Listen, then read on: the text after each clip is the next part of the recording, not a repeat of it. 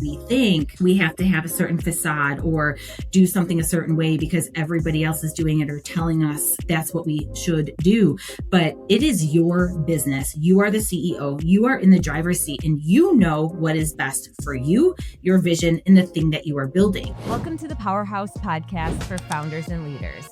Scaling smart and thriving without burnout. I'm Nicole Overcamp. Stay with me here and let's get better together. We talk often about what goes wrong in business, what we failed at, those mistakes we made. And Lord knows I've made a million of them. And I'm probably going to continue to make more. I mean, that is just life in the world of an entrepreneur. The good thing is I am no longer afraid to fail. I just learn quicker and we move on, bruises and all. But what I wanted to talk about today, my powerhouse is actually what went right, what I did well. I thought it would be helpful in some conversations I've had lately with women just doubting themselves. And one of the most important things that you can do is have conviction in your gut instinct, in your beliefs, instead of fucking doubting yourself. Like, you are better than that. You are super smart. And I love the phrase, just brave it till you make it. So here are some of the things that I have done well or right over the years in business, despite in the moment, it didn't always feel great. So the first thing is I actually didn't listen to anyone who gave me advice or had an opinion who didn't do the thing that I was trying to do. There were so many people who I used to look up to, or even mentors, coaches, who told me early on that it was not a good idea to cater my business to women, market just to women, have a company for women. They all told me it was a terrible idea. They said, if you do this, you're cutting off 50% of your prospects in the market and you're not going to make as much money. You should really have a target niche like lawyers or doctors or business owners. And of course, all of this advice was coming from men, dismissing the fact that women also have those careers. But I kind of just rolled my eyes at all of those comments. And I started the company, back in 2012 and in Buffalo, New York, Western New York area. And during that time, there was nothing for women in the finance world, especially specifically made for them. And not only did I want to fill that gap, I wasn't afraid to be the first to do it. And I wasn't afraid to talk about it because I knew as a woman myself, like I was so sick and tired of not feeling seen or heard when I went to other professionals. And I was sick and tired of also hearing other women talk about it, experiencing it, prior to going out on my own when I was working with other advisors and in meetings. It's like, shit, like we need to do better. And there's nothing I hate more than talking about change I want to see when I have the ability to take action and start changing and making it happen, even if it's on a super small micro scale. So that is one thing I did right. I have zero regrets about, and I am forever thankful that I did because it worked out and there was a huge need. The second thing is I followed my gut when it comes to people.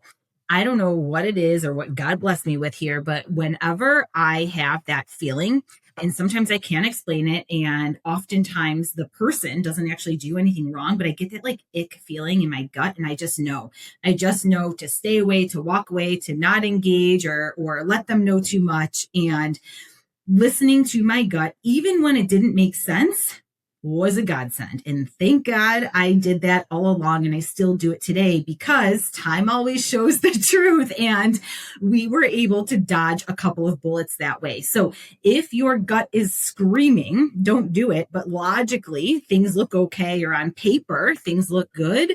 Listen to your gut first. Who cares what the resume looks like or what things look like on paper?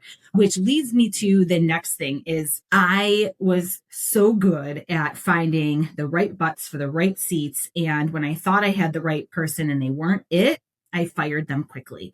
And I surrounded myself and with my team now with all these brilliant people who are so much smarter than me in all of the areas of which I have lack. It's like I've found the perfect opposites and their skill sets, and they are also so gracious with me. I am not the easiest person to deal with all of the time or to be around. I am often all over the place. My brain works quickly. I can be frustrating, but they are amazing with me. They know how I work and they get shit done. They really fill in all my weaknesses so well. And without my people, without the team, we would not have success.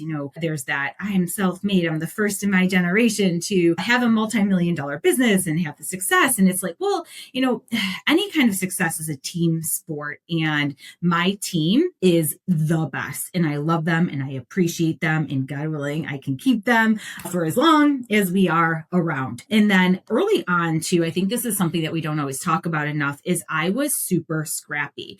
I didn't take on any debt. I actually self-funded everything from the startup. But to do that, it also wasn't pretty. There were years where I paid Sarah, my current COO, more than I paid myself. There were times when I chose not to take home money and reinvest it in the business.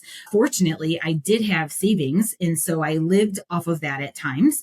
And when we went out on our own and I got my own office space, I actually did the calculation. And instead of getting office space that was just enough for myself and my team, I got office space much larger than what we needed, and I subleased it. And in subleasing it, I was able to pay almost nothing for our rent for the first 3 years in business when we didn't need all that space. And then as we grew, it was a profitable choice to then tweak those subleases for our own team. So it allowed me to have our own space, our own presence, our own brand, everything that we needed. And it looked phenomenal, but subleasing allowed me to have more dollars in my pocket, not going to rent, but being able to invest in other resources that we really needed to grow in the business, which was tech, people, you name it. All of the furniture at first, we actually had a lot of it donated. We found it on Facebook Marketplace. Like, it looked good, but nothing was fancy. We did a lot of work ourselves. And so again, in doing that and kind of getting creative, thinking outside of the box, there were so many little things that we did where it allowed us to just not take on that debt. And because I didn't have the debt, even though things were tight, I didn't feel that additional stress or pressure to have to make moves just for money. I was able to always do the right thing, even when it wasn't necessarily the most profitable thing. And that was huge for our core values and how we grew systematically, strategically, and always were able to operate off of this like people first model because I gave myself the runway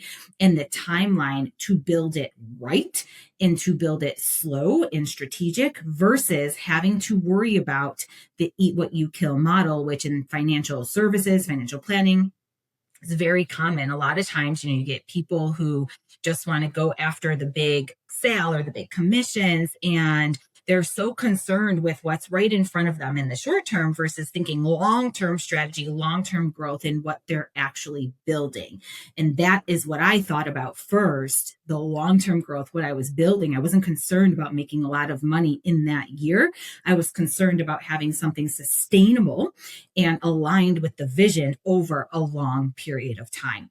And so those are some of the things that worked out really well for us and for myself as I've been growing Wilcox Financial over the years.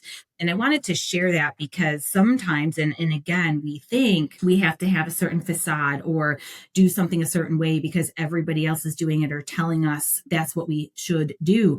But it is your business. You are the CEO. You are in the driver's seat and you know what is best for you, your vision, and the thing that you are building.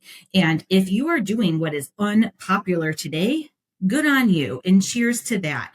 Listen to what you know, hire the right people to help you, hire those experts, hire those coaches, and stick to your guns. And lastly, the other thing that I did I would say right and wrong. And the reason it was wrong is I waited way too damn long to do it. But the right thing, the best thing is I did finally invest and hire a coach, and the reason I waited so long to do it is I just didn't have the confidence to ask for help because I was so terrified of actually looking incompetent. And in part, I really didn't know who to go to until I finally, the coach that I hired, I read her book, I felt comfortable. It was the right time. I needed someone to push me. And that helped give me that extra boost. And after going through that and investing that amount of money, it allowed me to not only believe in myself more, but then really understand the value of having a coach and now outside advisors and those other people to hold you to a higher standard that you don't always have the ability to hold yourself to, even though you're capable.